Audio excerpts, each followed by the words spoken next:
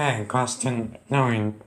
G of x is 4x cubed minus 12x squared minus 15x add 50. Part A, 2 marks. 1 says to use the fact theorem to show that x plus 2 is a factor of g of x. So, if x plus 2 is a factor, and then g of minus 2 will equal 0. So let's see. So g of minus 2 is 4 lots. Minus 2 cubed minus 12 lots of minus 2 squared minus 15 lots minus 2 add 50. Now, minus 2 cubed is minus 8. 4 times minus 8 is minus 32. Minus 2 squared is 4. Minus 12 times 4, minus 48. Minus 15 times minus 2 is positive 30. And then we got the add 50. Now minus 32 minus 48 is minus 80. Then we got add 80. So we do get 0. So x plus 2 is a factor of g of x. Cool. Okay, then part B for 4 marks says, hence show that g of x can be written in the form g of x is x plus 2 times ax add b all squared, where a and b are integers. So x add 2 is a linear factor, ax add b is a quadratic factor, because it's got the square on the outside. So ax add b squared is a quadratic factor. Now we know then that we could write g of x, so 4x cubed minus 12x squared minus 15x add 50. Because it's cubic, it can be written as the linear factor x add 2 times. Now because they've used a and b in the question, I'm going to use something different here, because first of all it's not going to be in the form that we want it. So let's call it cx squared add dx add e. So a linear times a quadratic factor. Now to find the quadratic factor, there are a few different methods we could use. Algebraic division, comparing coefficients. I'm going to go through algebraic division because it's nice to practice it. So we're going to do then 4x cubed minus 12x squared minus 15x add 50 divided by x add 2. Okay, so the first step is to do 4x cubed divided by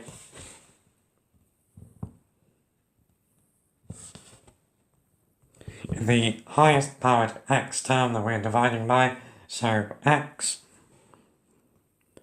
and that gives us 4x squared. So that is the first thing go up on top. We then multiply. Next, we multiply 4x squared by what we are dividing by, so x add 2. That gives us 4x cubed add 8x squared. Then we subtract that from the cubic.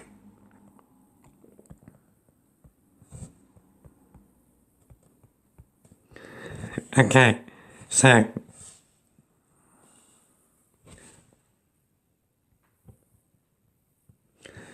4x cubed minus 4x cubed is 0. Minus 12x squared minus 8x squared is minus 20x squared. And then the other two terms fall down. So we have minus 15x add 50. Now we repeat that process. So step 1, we do minus 20x squared divided by x, which gives us minus 20x. That's the next thing to go up on top. Now we multiply that by what we are dividing by, so minus 20x times x add 2. So that's going to give us minus 20x squared minus 40x. Now we subtract that from this step.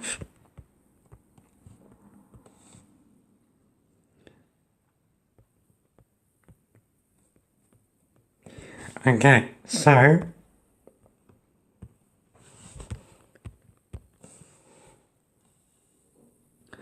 minus 20x squared minus 20x squared is 0. Minus 15x minus 40x is minus 15x. Add 25x. Add 40x, which is 25x. And then the 50 falls down.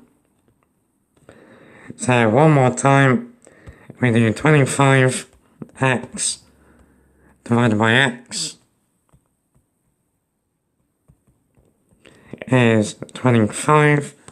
So that's the last thing to go up on top. Now we just need to make sure there's no remainder. So then we do 25 times x add 2, which is 25x add 50, and then we subtract that from this. So that gives us 0. So it's done. So we can say then that g of x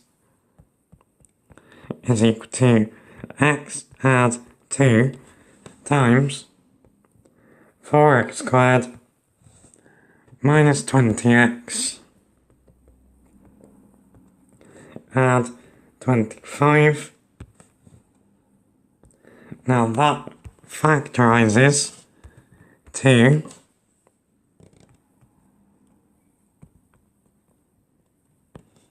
2x, and it's going to be minus 5 in each bracket. So we can write that as x add 2 times 2x minus 5 squared. Cool. Okay, then for part C, we're using the sketch of part of the graph there.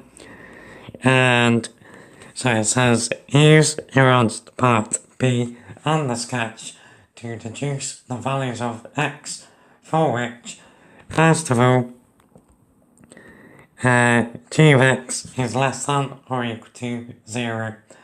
So, remember that g of x is x add 2 times 2x minus 5 squared. So from that, we know that g of x is equal to 0 when x is equal to minus 2, or when 2x minus 5 is equal to 0,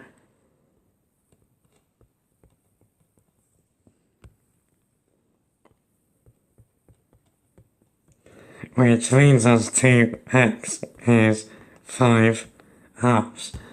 So this point here on the graph is 5 halves. This point over here on the graph is minus 2. So for part 1, g of x is less than or equal to 0 when, so first of all over on the left, less than or equal to 0 is everywhere from this point and down, so that's when x is less than or equal to minus 2, or it is equal to 0 at this point here, so 5 halves.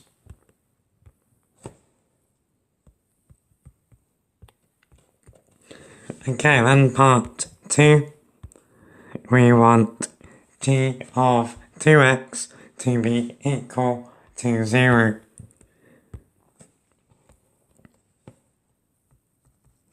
So g of 2x squashes the graph together. So g of 2x is going to look something like this. So it has the same y-intercept, but the x values are halved. So it's going to look something like this. So this is going to be minus 1, and this is going to be half of 5 halves, which is 5 quarters. So g of 2x is equal to 0 when x is equal to minus 1, or x is equal to 5 quarters. Cool.